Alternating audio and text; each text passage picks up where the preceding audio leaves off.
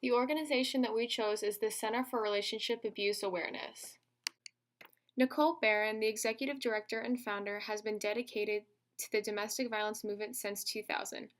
Nicole has conducted national trainings and contributed to publications to improve the institutional response to domestic violence since 2001. Nicole has been teaching in the Feminist Studies program at Stanford University since 2007 after developing Violence Against Women, Theory, Issues, and Prevention. In 2006, she successfully partnered with Stanford University to institutionalize a comprehensive response to gender-based violence on campus. Nicole received her BA and MA in English from Stanford University and a master's in social work from Washington University in St. Louis with a specialization in management and a focus on women's rights. She established the infrastructure and direction of the foundation and became the first executive director in 2009. This organization has many sponsors, including the Verizon Foundation, the Gordon and Betty Moore Foundation, and Yahoo. They also have many community partners in the California area. This organization provides a wide variety of education for many different topics. This organization works to educate mainly about relationship abuse, types of abuse, and how to help. However, it's not always that simple, and this organization aims to help and inform about everything that relates to abuse and the oppression of women.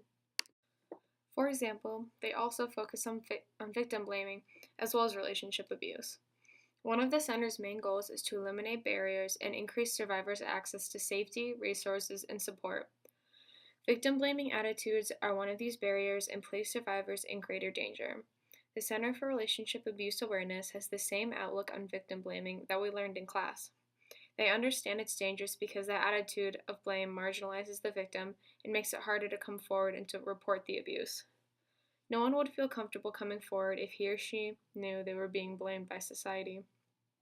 This organization stresses the fact that it is absolutely not the victim's fault ever, and it is not their responsibility to fix the situation.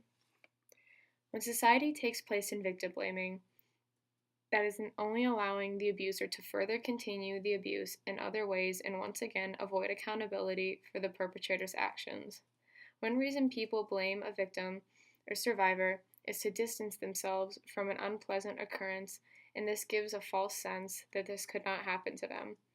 One of the biggest sources of victim blaming is the way we talk about it.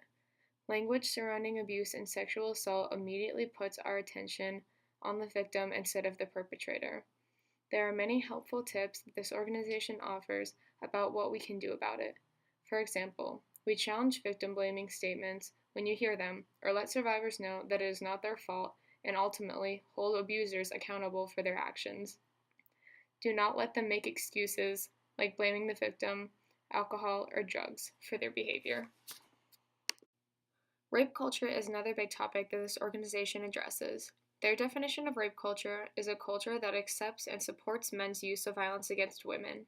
They understand that a number of social forces act on the individual to breed misogyny and shape ideas about male dominance and the devaluation of women, which can normalize abusive behavior. Rape culture is the desensitization and acceptance of violence against women as normal. This is similar to what we learned about in class. There is a page on their website that provides countless examples where women are objectified in the media. It also follows the news with information on several abuse cases in which the media makes excuses for the abuser and ultimately blame the victim.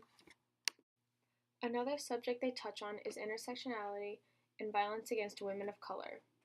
They believe intersectionality is a tool for analysis, advocacy, and policy development that addresses multiple discriminations and helps us understand how different sets of identities impact on access to rights and opportunities. A little more about the organization. They have a great number of programs that help the community and give people a chance to get involved. One of their programs is the Next Generation program. The center believes that the future of the movement to end violence against women depends on our ability to successfully invest in young leaders. This program aims to empower young leaders, giving them the tools to overcome obstacles so that they may remain energetic and active within the movement in their professional lives.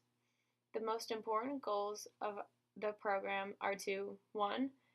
decrease victim blaming so that professionals can be effective in supporting survivors seeking help and resources. 2. Increase perpetrator accountability through institutional and systematic change. And 3. Support the future of the movement to end gender violence by empowering young leaders.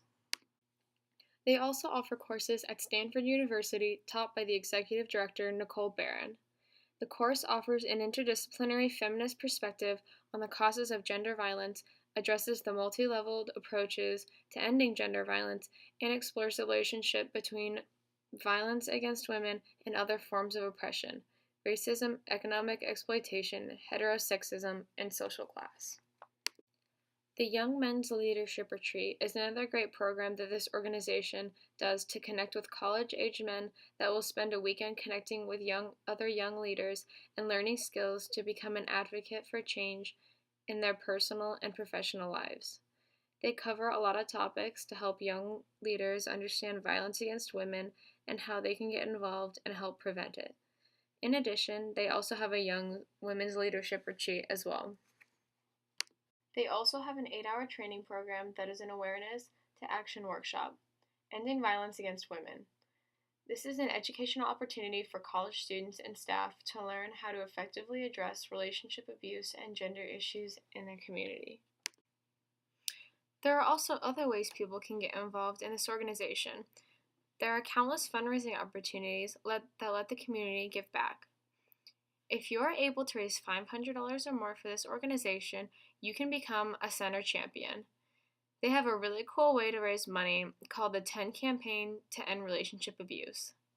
The way it works is that you ask 10 friends to donate $10 to the center and encourage them to ask 10 of their friends.